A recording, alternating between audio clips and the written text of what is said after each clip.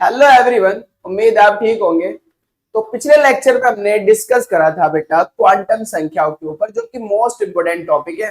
Competition में भी बहुत ज्यादा वहां से पूछा जाता है। हमने बात करी बेटा क्वांटम संख्या कैसे निकालते हैं, और नीट में जो क्वांटम संख्या के ऊपर क्वेश्चंस आया था उसे भी हमने डिस्कस करा बेटा। आज हम क्या डिस्कस करने वाले हैं? आज हम बात करेंगे पाउली का अपवर्जन नियम, पाउलीज एक्सक्लूजन लॉ के बारे में, पाउली एक्सक्लूजन प्रिंसिपल के बारे में।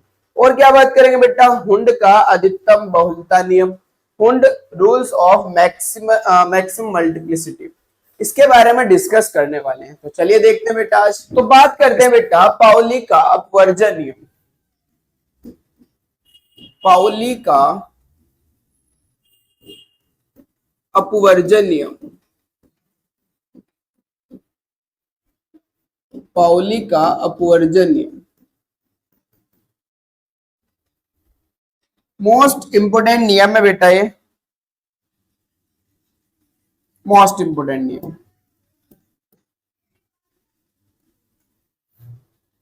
बहुत इंपोर्टेंट नियम है बेटा। तो चलिए समझते हैं पाउली का अपवर्जन नियम क्या है। पाउली जी ने सिंपल शब्दों में अपनी बात कही है। पाउली कहते हैं कि किसी परमाणु के, कोई भी परमाणु है, उसके किन्हीं दो इलेक्ट्रॉन के लिए चारों क्वांटम संख्याओं के मान समान नहीं हो सकते।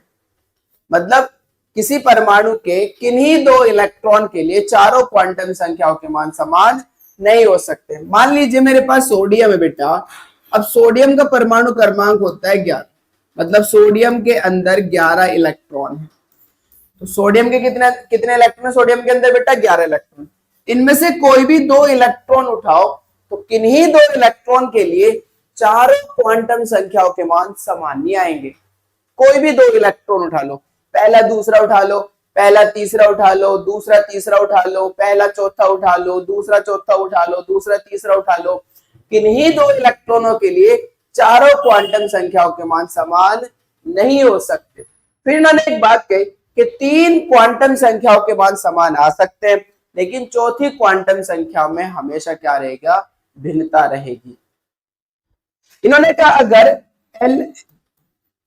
एन एल एम इनके मान समान आ गए तो एस के मान में क्या होगी? आवश्यक भिन्नता होगी। अगर एक इलेक्ट्रॉन के लिए एस का मान +½ आया तो फिर दूसरे इलेक्ट्रॉन के लिए एस का मान क्या आएगा बेटा? -½ आएगा। इसी को हम क्या बोलते हैं? पाउली का अपवर्जन नियम कहते हैं। पाउली का अपवर्जन नियम काम आता है कोश में इलेक्ट्रॉनों की अधिकतम संख्या बताने में, उपकोश के अंदर इलेक्ट्रॉनों की अधिकतम संख्या बताने में, साथ में कक्षकों के अंदर अधिकतम इलेक्ट्रॉनों की संख्या बताने के लिए इस नियम को उपयोग किया गया। तो चलिए देखते हैं बेटा, हुंड का नियम लिखते हैं। क्या कहता है? किसी परमाणु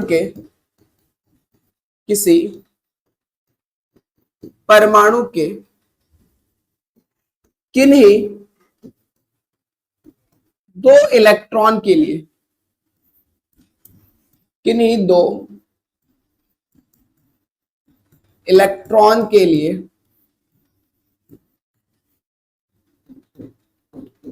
चारों क्वांटम संख्याओं के मान, चारों क्वांटम संख्याओं के मान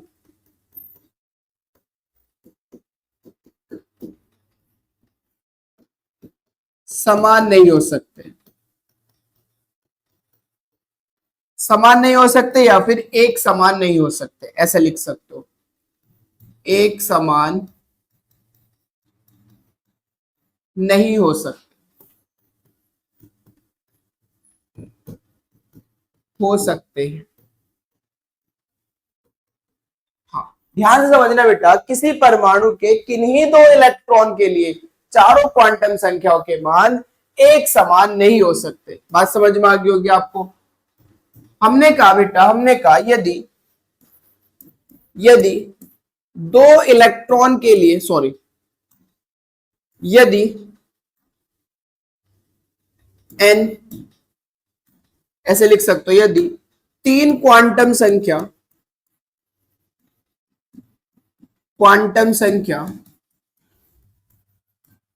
n, l, m के मान समान आ जाए, समान आ जाए। अगर भाई तीन क्वांटम संख्या इनके मान समान आ भी गए, समान आ जाए, तो चौथी क्वांटम संख्या एस के मान में आवश्यक भिन्नता होगी, आवश्यक भिन्नता होगी। आवश्यक क्या होगी बेटा? भिन्नता होगी। मैं कह रहा हूं एक इलेक्ट्रॉन के लिए एस का मान +½ तो दूसरे इलेक्ट्रॉन के लिए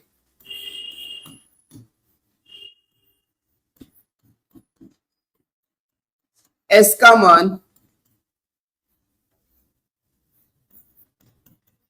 -½ होगा। क्या होगा बेटा? एस का मान -½ होगा। मतलब अगर तीन क्वांटम संख्याओं NLM के मान समान आ भी जाए तो चौथी क्वांटम संख्या एस के मान में आवश्यक भिन्नता होगी। अगर एक इलेक्ट्रॉन के लिए एस का मान +½ आया तो फिर दूसरे इलेक्ट्रॉन के लिए एस का मान क्या आएगा? -½ आएगा। एग्जाम्पल दे लेते हैं बेटा। एग्जाम्पल, हीलियम के दो इलेक्ट्रॉन के लिए, दोनों इलेक्ट्रॉन के लिए ऐसे लिख लेते हैं, हीलियम के दोनों इलेक्ट्रॉन के लिए चारों क्वांटम संख्याओं के मान, चारों क्वांटम संख्याओं के मान निम्न है। ध्यान से समझना बेटा। मैंने कहा पहले हीलियम का परमाणु क्रमांक लिख लेते हैं। जो हीलियम का परमाणु क्रमांक होता है 2 होता है, तो इलेक्ट्रॉनिक विन्यास बनेगा बेटा इसका 1s2, क्योंकि दोनों के दोनों इलेक्ट्रॉन किस में आ जाएंगे? 1s के अंदर आ जाएंगे। पहले इलेक्ट्रॉन की बात अगर मैं करूं, पहले इलेक्ट्रॉन के लिए, तो आप देख सकते हो पहला इलेक्ट्रॉन n = 1 में, पहली कक्षा में ही है। आप जानते हो एस के लिए एल का मान 0 होता है। अगर एस उपकोष है, एस उपकोष के लिए एल का मान 0 होगा। पिछले लेक्चर में हमने पढ़ाया था जब क्वांटम संख्या आपको सिखाई। अगर एल = 0 है बेटा तो एम का मान भी 0 होगा, एम = 0 होगा। अब चूंकि पहला इलेक्ट्रॉन है तो डायरेक्शन ऊपर को होगी। अगर डायरेक्शन ऊपर को होगी तो एस का मान कितना होगा? +½ होगा। तो पहले इलेक्ट्रॉन के लिए चारों क्वांटम संख्याओं के मान ये आएंगे। अब मैं दूसरे इलेक्ट्रॉन की बात करता हूं। दूसरे इलेक्ट्रॉन के लिए, अब भाई दूसरा इलेक्ट्रॉन भी तो 1s में ही है या नहीं, ये बताओ। तो मैं n बराबर कितना आएगा बेटा? 1। चूंकि s में ही है तो l = 0, और l = 0 के लिए m बराबर भी क्या आएगा? 0। अब दूसरा इलेक्ट्रॉन, चूंकि एक कक्षक में दो इलेक्ट्रॉन आ सकते हैं विपरीत स्पिन से, तो अगर एक की डायरेक्शन ऊपर को है तो दूसरे की डायरेक्शन कहां को होगी? नीचे को होगी। ये बात भी पाउली ने बताई थी कि एक कक्षक में, किन्हीं एक कक्षक में दो इलेक्ट्रॉन आ सकते हैं विपरीत चक्रण से। एक कक्षक के अंदर कितने इलेक्ट्रॉन आ सकते हैं बेटा? 2 इलेक्ट्रॉन आ सकते हैं विपरीत चक्रण से। एक का डायरेक्शन ऊपर को तो दूसरे की डायरेक्शन नीचे को। अब पहले की डायरेक्शन अगर ऊपर को है तो +½ दूसरे की डायरेक्शन अगर नीचे को है तो इसका मान कितना आएगा? -½ तो आप देख सकते हो इन तीनों क्वांटम संख्याओं के मान समान है। पहले इलेक्ट्रॉन के भी लिए वही है, दूसरे के लिए भी वही है। पहले के लिए भी वही है, दूसरे के लिए वही है। पहले के लिए भी वही है, दूसरे के लिए भी वही है। लेकिन एस के मान में क्या है? आवश्यक भिन्नता है। एस के मान में जरूर भिन्नता मिलेगी। फिर है ये नहीं डिफरेंस? पहले इलेक्ट्रॉन के लिए इसका मान +½ तो दूसरे के लिए क्या आया बेटा? -½ आया। आया नहीं आया? बहुत अच्छा। अब यहां पर यहीं पे लिख सकते हो ये बात, यहीं पे नोट में डाल के, नोट। इस नियम की सहायता से, इस नियम की सहायता से, इस नियम की सहायता से कोश, कोमा, उपकोश तथा कक्षक में इलेक्ट्रॉन की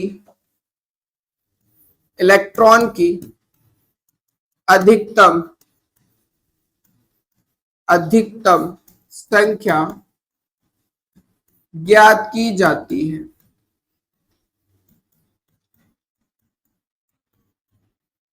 भाई कोश के अंदर अधिकतम कितने इलेक्ट्रॉन आ सकते हैं वो इस नियम की हेल्प से बताया जाता है। तो कोश के अंदर अधिकतम कितने इलेक्ट्रॉन आ सकते हैं, एसपीडीएफ होता है ना, तो एस में कितने अधिकतम इलेक्ट्रॉन आ सकते हैं, पी में अधिकतम कितने आ सकते हैं, डी में अधिकतम कितने आ सकते हैं, इसके बेसिस पे बताएंगे, इस नियम के बेसिस पे।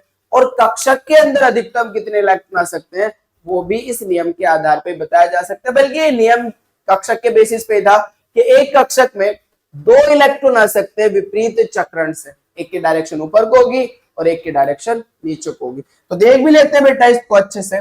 मैं अगर बात करूं यहां पर मुख्य क्वांटम संख्या,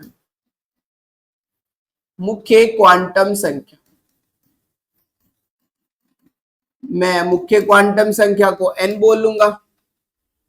क्या बोलेंगे भाई हम, n, राइट। फिर हम बात करें बेटा उपकोश की, उपकोश को हम क्या कहेंगे, L, उपकोश को हम क्या कहने वाले हैं बेटा, L। फिर हम बात करेंगे ऑर्बिटल की, मतलब कक्षक की, कक्षक हम यहां पर m से बात करेंगे, कक्षक हम यहां किससे बात करेंगे बेटा, m से। फिर हम बात करेंगे बेटा यहां पर उपकोश में इलेक्ट्रॉन की, उपकोश में इलेक्ट्रॉन। और लास्ट में हम बात करने वाले हैं बेटा कोशों में कुल इलेक्ट्रॉन, कोशों में कुल इलेक्ट्रॉन। और कोशों में कुल इलेक्ट्रॉन का यहां से फॉर्मूला आया था 2n²। क्या आया था बेटा फॉर्मूला, 2n², 2n²। तो ये एक चार्ट बना लेना अच्छे से, दिख रहा होगा यहां तक, हाँ चार्ट बना लेना बेटा अच्छे से, बहुत बढ़िया। चलिए देखते हैं। मैं बात कर रहा हूं बेटा n बराबर 1 की, n बराबर 1 की, किसकी बात हो रही है, n बराबर 1 की। अगर मैं n बराबर 1 की बात करूं तो उपकोश क्या आएगा, आपको पता है शून्य सहित n-1 तक होते हैं। मैं यहाँ पे लिख भी देता हूं, शून्य सहित n-1 तक। अब n की वैल्यू तो 0 है बेटा,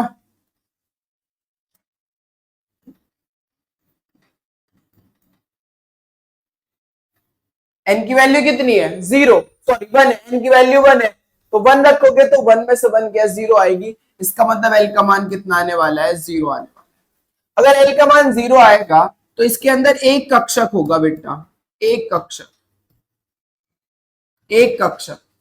m बराबर भी सॉरी सॉरी सॉरी हाँ ध्यान देखो बेटा, अगर l बराबर 0 होगा तो l बराबर 0 के लिए कौन सा उपकोश की बात होती है, तो उपकोश की बात करें ना, हाँ 1s उपकोश की बात होती है बेटा, 1s उपकोश की, 1s उपकोश की होती है नहीं होती, जल्दी बताओ। बहुत बढ़िया। l बराबर अगर 0 है तो m का मान क्या होता है, -l, शून्य प्लस l तक। लिखवाया नहीं लिखवाया। अब l बराबर 0 है तो m का मान भी कितना आ जाएगा, 0। अगर m का मान 0 है तो इसके अंदर क्या होगा बेटा, एक कक्षक होगा। क्या होगा इसके अंदर, एक कक्षक होगा। मतलब एक कक्षक में कितने इलेक्ट्रॉन आ सकते हैं, 2। कितने आ सकते हैं, 2। अब 2 इलेक्ट्रॉन है तो कोशों में भी कुल कितने इलेक्ट्रॉन आएंगे, 2। तो अगर n बराबर 1 है, पहली कक्षा है, पहली कक्षा मतलब k कोश है बेटा, k कोश में अधिकतम कितने इलेक्ट्रॉन आ सकते हैं, 2 इलेक्ट्रॉन आ सकते हैं। k कोश n बराबर 1 में उपकोश क्या होगा, 1s होगा। उपकोश क्या होगा, 1s होगा। ध्यान से समझते रहना बेटा इस बात को, एक एक बात को अच्छे से समझना। अब बात कर रहा हूं मैं बेटा n बराबर 2 की। अगर n बराबर 2 होगा तो n बराबर 2 रखो, एक तो 0 हो गई, 2 में से 1 गया 1 होगा, तो l का मान एक तो होगा बेटा 0 और l का मान होगा एक होगा 1, एक 0 और एक 1। जब मैं 0 की बात करूंगा l बराबर 0 तो मैं कह सकता हूं l बराबर 0 तो 1s उपकोष की बात होती है। भाई l बराबर 0 किसके लिए होता है? 1s उपकोष के लिए। और l बराबर 1 किसके लिए होता है बेटा? सॉरी 1 नहीं, यहाँ पर 2, दूसरी कक्षा है ना, ये दूसरी कक्षा, तो 2s दूसरी कक्षा बेटा। तो ये क्या होगा हमारे पास 2p उपकोष। l का मान p के लिए होता है ना, और कौन सा p है? 2p है बेटा। कौन सा p है? 2p। l बराबर 1, जब l का मान 1 होता है तो l का मान कौन से उपकोष के लिए होता है? p के लिए। और कक्षा कौन सी है बेटा? दूसरी, तो 2p होगा। अब ध्यान से देखना m का मान कितना होगा? अगर l बराबर 0 तो m बराबर भी 0। m बराबर 0 में कितने कक्षक होंगे भाई? एक कक्षक होगा। अगर l बराबर 1 तो m का मान क्या होगा? -1, 0, +1, कितने कक्षक हो गए? 3, तो यहां पर 3 कक्षक होंगे।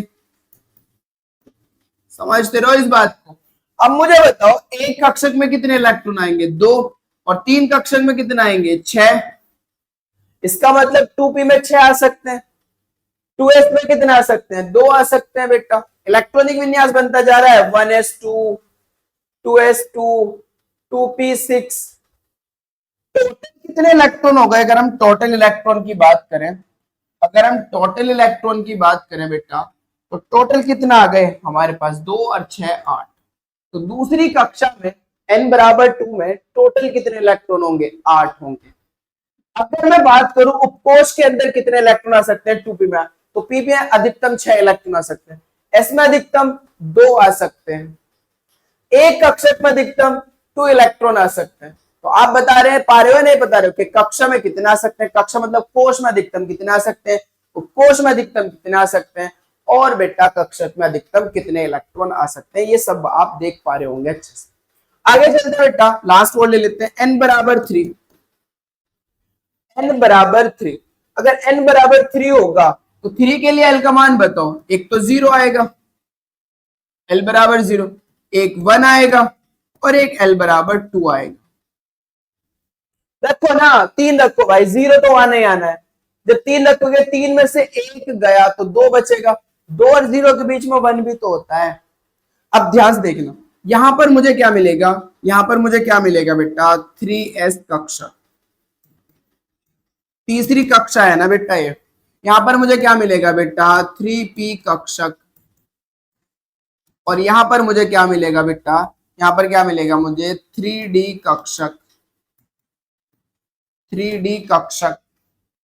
उपकोष की बात करो, m बराबर 0, अगर l बराबर 0 तो m बराबर 0 होगा। हाँ सॉरी,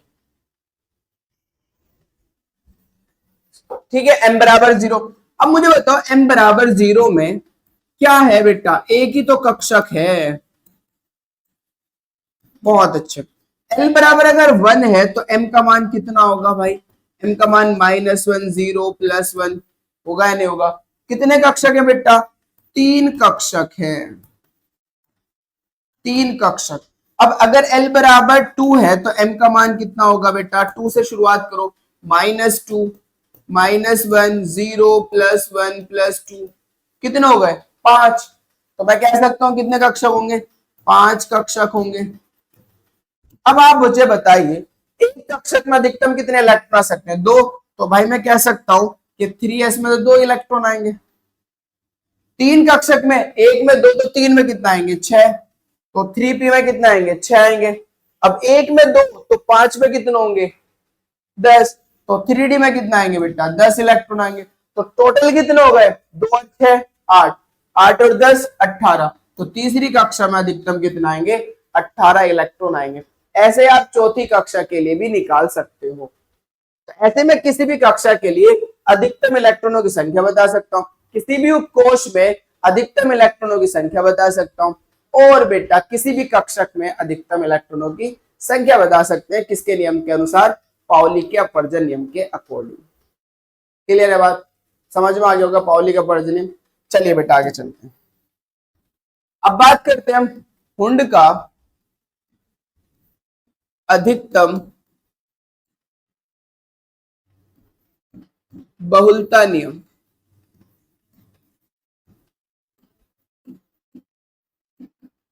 हुंड का अधिकतम बहुलता नियम। अब ये नियम क्या कहता है? ये नियम क्या कहता है बेटा? ये नियम कहता है, ये नियम कहता है कि जो हमारे पास किसी भी उपकोष के जो कक्षक हैं, जिनमें 3 हो सकते हैं, 4 5 हो सकते हैं, 7 हो सकते हैं, तो किसी भी उपकोष के जो कक्षक है उनमें इलेक्ट्रॉन का युग्मन, इलेक्ट्रॉन का जोड़ा तब तक नहीं बना सकते जब तक कि हर एक कक्षक में, यानी कि एक एक कक्षक में आप एक एक इलेक्ट्रॉन ना डाल दीजिए। जब तक आप प्रत्येक कक्षक में एक एक इलेक्ट्रॉन नहीं डाल देंगे तब तक आप इलेक्ट्रॉन का युग्मन नहीं कर सकते। इलेक्ट्रॉन का जोड़ा आप कब तक नहीं बना सकते? जब तक किसी उपकोष के कक्षक में आप एक एक इलेक्ट्रॉन नहीं डाल देंगे। चेक करते बेटा डेफिनेशन को। किसी एक उपकोष, किसी एक उपकोष, किसी एक उपकोष, या मैं बोल सकता हूं बेटा समान ऊर्जा के कक्षक, समान ऊर्जा के कक्षक, समान ऊर्जा के कक्षक मतलब वो जो कक्षक है उनकी ऊर्जा क्या होनी चाहिए? समान होनी चाहिए। तो किसी एक उपकोष के कक्षकों में, कक्षकों में इलेक्ट्रॉन, इलेक्ट्रॉन का युग्मन, युग्मन तब तक नहीं होता है, तब तक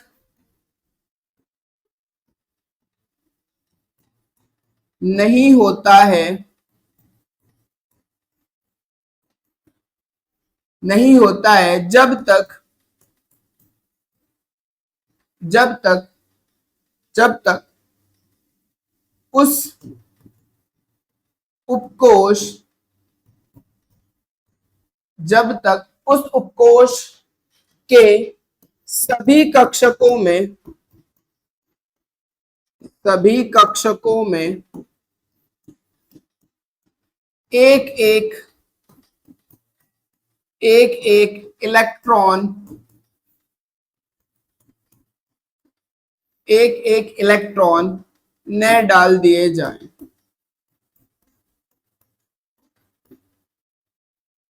या न आ जाएं,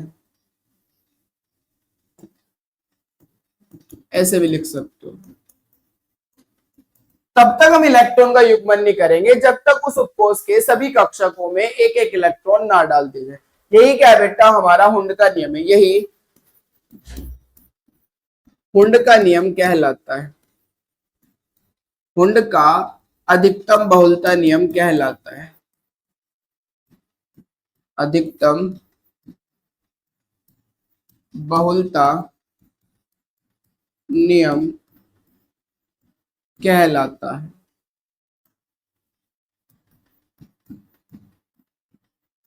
राइट। अब आगे चलते हैं बेटा, इसका एग्जाम्पल ले लेते हैं। एग्जाम्पल मैं बात कर रहा हूं, मैं बात कर रहा हूं पी उपकोष के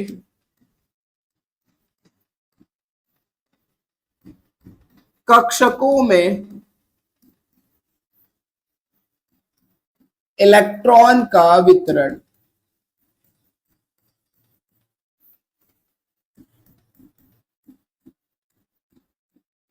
इलेक्ट्रॉन का वितरण,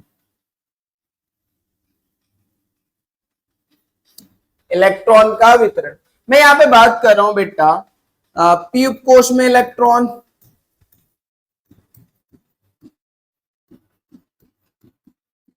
पी उपकोष में इलेक्ट्रॉन, और यहां पर बात हो रही है हमारे पास पी कक्षकों में इलेक्ट्रॉन का वितरण, पी कक्षकों में इलेक्ट्रॉन का वितरण। राइट। चेक करो बेटा। अब जानते हो अभी हमने पढ़ा है कि पी के अंदर अगर एक इलेक्ट्रॉन है तो पी में कक्षक कितने हैं बेटा? पी के अंदर है हमारे पास कक्षक, कितने कक्षक है पी के अंदर बेटा? 3 कक्षक होते हैं। कितने? 3 कक्षक। अब अगर मैं इलेक्ट्रॉन भरूं, मेरे पास एक इलेक्ट्रॉन है तो हम ऐसे भर दें ऊपर डायरेक्शन। अगर मेरे पास बेटा 2 इलेक्ट्रॉन है, कितने? 2। तो अब मैं क्या कहता हूं, अब नियम क्या कहता है हुंड का नियम कहता है बेटा कि आप इलेक्ट्रॉन का युग्मन तब तक नहीं कर सकते जब तक किसी कोश के कक्षकों में एक एक इलेक्ट्रॉन ना डाल दिए जाए। जब तक सभी इन तीनों कक्षकों में हम एक एक इलेक्ट्रॉन नहीं डाल देते तब तक हम इलेक्ट्रॉन का युग्मन नहीं कर सकते। मतलब मैं ऐसा नहीं कर सकता कि पहले इलेक्ट्रॉन यहां डाल दूं और दूसरा भी यही डाल दूं, ऐसा मैं नहीं कर सकता। ये मेरे साथ क्या हो जाएगा? गलत हो जाएगा, ये गलत है। तो इसलिए आप क्या करोगे बेटा? इसलिए आप क्या करोगे? आप इलेक्ट्रॉन का युग्मन तब तक नहीं करोगे जब तक कि आप हर एक ऑर्बिटल में एक एक इलेक्ट्रॉन ना डाल दें। इसलिए अब दूसरा इलेक्ट्रॉन हमारा कहां जाने वाला है? यहां जाने वाला है, आप यहां नहीं डाल सकते।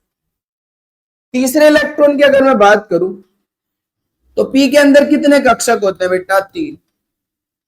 कितने कक्षक है? 3। अब मैं तीसरा इलेक्ट्रॉन अगर बात करूं तो मैं ऐसे नहीं डाल सकता, ये हमारा इलेक्ट्रॉनिक विन्यास क्या हो जाएगा? गलत हो जाएगा, क्योंकि मैंने युग्मन कर दिया ना, युग्मन कर दिया। और मैं युग्मन कब तक नहीं कर सकता? जब तक हर एक ऑर्बिटल में एक एक इलेक्ट्रॉन ना डाल दूं। इसमें तो हमने एक भी नहीं डाला, तो अब जब तक मैं इसमें एक भी इलेक्ट्रॉन नहीं डाल देता तब तक हम इलेक्ट्रॉन का युग्मन नहीं कर सकते। इसका मतलब क्या होगा कि ये वाला इलेक्ट्रॉन भी कहां जाएगा? यहां जाएगा। कहां जाएगा बेटा? यहां जाएगा। अब मैंने क्या करा? अब मैं चौथा इलेक्ट्रॉन आया बेटा, अब मैंने क्या करा? हमने यहां पर हर एक ऑर्बिटल में एक एक इलेक्ट्रॉन डाल दिया। तो अब मैं क्या कर सकता हूं बेटा? इलेक्ट्रॉन का युग्मन कर सकता हूं। तो ये पहला, ये दूसरा और ये तीसरा, 4 इलेक्ट्रॉन थे, तो ये चौथा क्या हो जाएगा? अपोजिट स्पिन से आ जाएगा। अब मैं युग्मन कर सकता हूं, अब मैं युग्मन कर सकता हूं। 5वें इलेक्ट्रॉन की अगर हम बात करें, 5वें इलेक्ट्रॉन की, तो अब चूंकि मैंने एक पहला इलेक्ट्रॉन, दूसरा इलेक्ट्रॉन, तीसरा इलेक्ट्रॉन, ये चौथा और ये 5, तो चूंकि हमने बेटा प्रत्येक ऑर्बिटल में एक एक इलेक्ट्रॉन डाल दिया तो अब हम युग्मन कर सकते हैं। अगर छठे इलेक्ट्रॉन की बात करें तो वो भी हमारे पास आ सकता है। 1 2 3 4 5 इलेक्ट्रॉन का क्या हो गया बेटा? युग्मन हो गया। अब अगर 7वां इलेक्ट्रॉन आएगा तो यहां नहीं जाएगा बल्कि नेक्स्ट उपकोष में जाएगा, क्योंकि आप 2 से इलेक्ट्रॉन, 2 से ज्यादा किसी भी कक्षक में इलेक्ट्रॉन नहीं डाल सकते। ये भी फुल हो गया, ये भी फुल और ये भी फुल। तो आई होप कि आपको बेटा हुंड का नियम भी अच्छे से क्लियर हुआ होगा और पाउली का नियम भी अच्छे से क्लियर हुआ होगा। पढ़ते रहिए बेटा। All the very best.